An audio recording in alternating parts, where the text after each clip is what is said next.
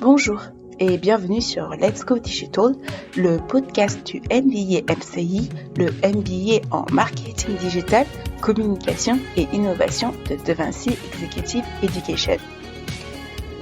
Aujourd'hui, je vous invite à me suivre dans un voyage fascinant à l'intersection de l'art et de l'univers numérique. Imaginez un monde où l'art traditionnel du manga rencontre les stratégies avant-gardistes du marketing digital. C'est ce monde que nous allons explorer aujourd'hui. Je suis Lu Wang, étudiante au sein du MBA MCI et je serai votre guide durant ce podcast.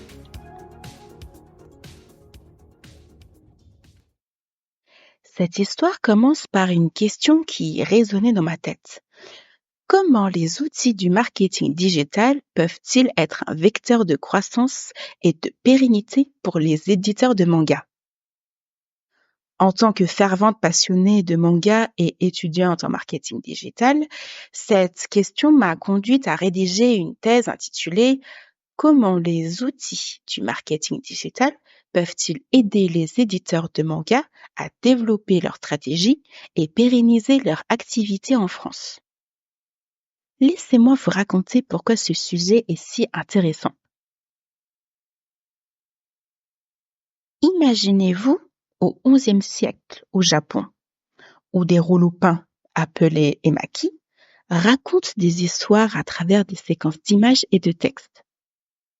Ces œuvres d'art narratif sont les ancêtres du manga que nous connaissons aujourd'hui. Ces rouleaux, souvent inspirés de l'art de la dynastie Han en Chine, contenaient des illustrations détaillées et des calligraphies, créant ainsi une fluidité et une meilleure visualisation des histoires. Avançons dans le temps jusqu'à l'époque Edo, une période de paix et de prospérité économique au Japon. C'est ici que l'ukiyo-e, qui signifie image du monde flottant, voit le jour. Les ukiyo-e sont des estampes en gravure sur bois. Les artistes d'ukiyo-e utilisaient des techniques innovantes pour l'époque, telles que des perspectives audacieuses et des couleurs vives, souvent monochromes ou bicolores. Katsushika Hokusai est l'un des artistes les plus célèbres de l'ukiyo-e. Il est surtout connu pour la grande vague de Kanagawa. Je suis certaine que vous la connaissez. Et les 36 vues du mont Fuji. Ses œuvres, avec leur composition dynamique et leurs détails méticuleux, ont profondément influencé les techniques visuelles des mangas modernes.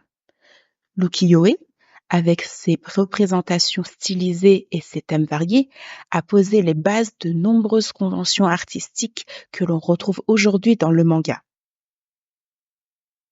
Au XIXe siècle, avec l'ère Meiji, le Japon s'ouvre à l'influence occidentale. Des artistes comme le Britannique Charles Wingram et le Français Georges Bigot introduisent la caricature et les bandes dessinées occidentales au Japon, influençant des artistes locaux comme Kitazawa Yasuji, connu sous le pseudonyme de Rakuten Kitazawa, qui est considéré comme l'un des pionniers du manga moderne. Le véritable tournant pour le manga arrive après la Seconde Guerre mondiale. En 1945, le Japon, en pleine reconstruction, voit émerger des artistes comme Osamu Tezuka, souvent appelé le dieu du manga. Avec des œuvres emblématiques comme Astro Boy et Blackjack, Tezuka révolutionne le manga avec des techniques narratives, cinématographiques et des personnages beaucoup plus complexes. Ces œuvres posent les bases pour les générations futures de mangaka. Maintenant, écoutez-moi, fermez les yeux et imaginez la France des années 70 à 90. Vous êtes assis sur votre canapé dans votre salon et des émissions de télévision comme le Club Dorothée diffusent des séries animées japonaises. Est-ce que certains d'entre vous sont retombés en enfance pendant quelques secondes? Pour toute une génération, c'est la première rencontre avec des personnages emblématiques tels que Goku de Dragon Ball, Seiya des Chevaliers du Zodiaque et Usagi, dit Bunny à l'époque, de Sailor Moon. Cette période annonce le début d'une longue histoire du manga en France. Les premières tentatives d'introduction du manga en France n'ont pas rencontré le succès escompté pour plusieurs raisons. Les premiers mangas publiés en France étaient principalement destinés à un public adulte, contrairement à la bande dessinée francophone qui était majoritairement consommée par les jeunes. En 1978, le magazine Le Cri qui tue a tenté de promouvoir le manga, mais a cessé de paraître après seulement 6 numéros. En 1995, le magazine de prépublication français Manga Player a été lancé, visant à introduire des séries comme 3x3 Eyes ou Oh My Goodness au public. Malgré une certaine popularité, le magazine a cessé de paraître en 1999. Pika Édition, ancien Manga Player, a repris le relais et a tenté de lancer Shonen Collection en 2003. Un magazine de prépublication en collaboration avec l'éditeur japonais Kodansha. Malgré des séries populaires comme Air Gear, Great Teacher Onizuka, plus connu sous le nom de GTO, ou encore Get Backers, le magazine a cessé de paraître en 2005. Mais malgré tous ces aléas, cela n'a pas empêché la popularité du manga de croître en France. La France est le deuxième marché mondial pour le manga, juste après le Japon, son pays d'origine. En 2022, près de 486 millions d'exemplaires ont été vendus, représentant 40% du marché de la bande dessinée en France. Même en 2023, malgré une légère baisse, environ 396 millions d'exemplaires ont trouvé preneur. La Japan Expo, la plus grande convention dédiée à la culture japonaise d'Europe, joue un rôle essentiel dans la promotion du manga. En 2023, plus de 250 000 visiteurs ont participé à la Japan Expo à Paris, permettant aux gens de découvrir de nouvelles séries, de rencontrer des auteurs et partager leur passion pour le manga. Paris Manga, une autre convention majeure, a attiré 100 000 visiteurs la même année. Ces événements sont des lieux de rencontre pour les fans et les créateurs, renforçant les liens au sein de la communauté manga. Parlons un peu des éditeurs en France. Combien en connaissez-vous? Glénat est le leader du marché avec des titres phares comme One Piece, Dragon Ball, Berserk ou encore Bleach. Suivi par Kana, connu pour les séries telles que Naruto, Hunter x Hunter et Death Note. Pika Édition, devenue une filiale du groupe Hachette depuis, propose des œuvres telles que L'Attaque des Titans, Fairy Tail et Sailor Moon. Kiyun, un éditeur indépendant en forte croissance, édite des séries populaires telles que Jujutsu Kaisen, My Hero Academia ou Frieren. D'autres éditeurs notables incluent Kurokawa avec Full Metal Alchemist et One Punch Man, mais aussi Delcourt Tonkam avec les séries comme JoJo's Bizarre Adventure et Fruit Basket. Plongeons maintenant dans le monde numérique pour savoir comment les éditeurs de manga utilisent des outils de marketing digital pour se connecter avec les lecteurs. Tout d'abord, parlons du SEO ou l'optimisation pour les moteurs de recherche. Imaginez que vous cherchez des informations sur votre manga préféré. Vous tapez quelques mots-clés dans un moteur de recherche et boum, les résultats s'affichent. Le SEO permet aux éditeurs d'optimiser leur contenu pour apparaître en haut de ces résultats, attirant ainsi plus de visiteurs.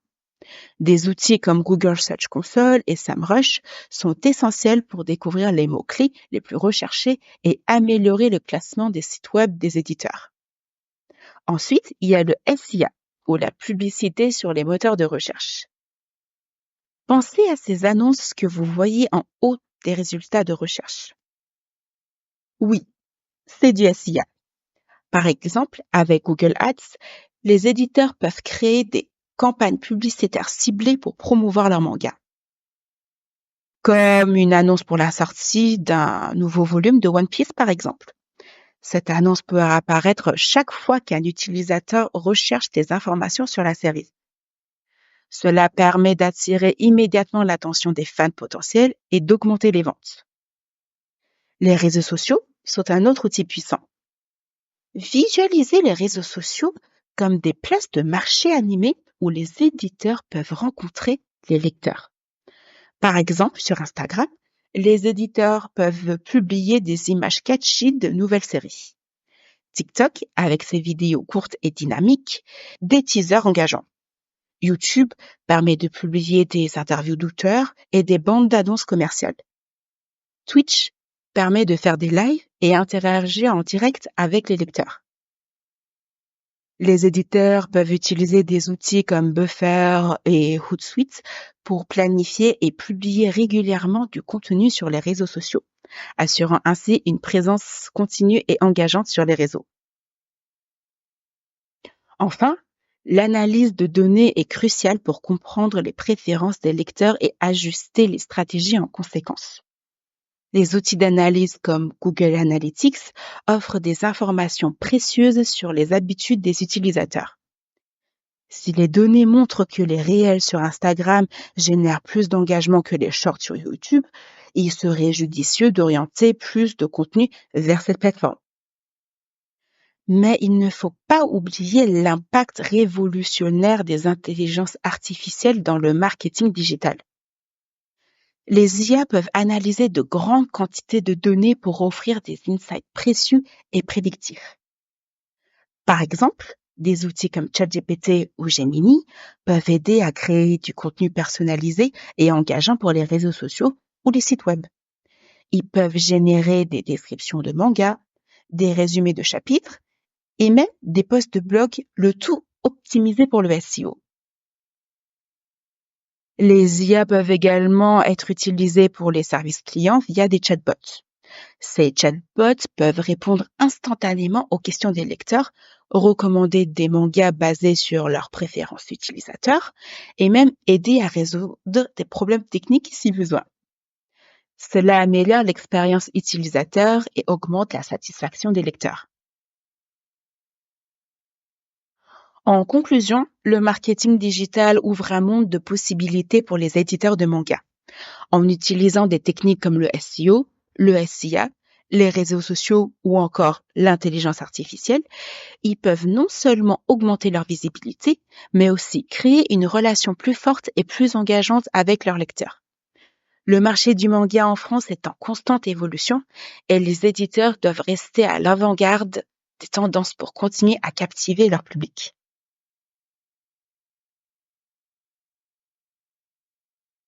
Merci d'avoir écouté cet épisode de Let's Go Digital. J'espère que vous avez apprécié cette plongée dans l'histoire des mangas, leur évolution et leur impact sur le marché français. Que vous soyez un passionné de longue date comme moi ou un nouvel amateur, j'espère que cet épisode vous a permis d'en apprendre davantage sur cet univers captivant.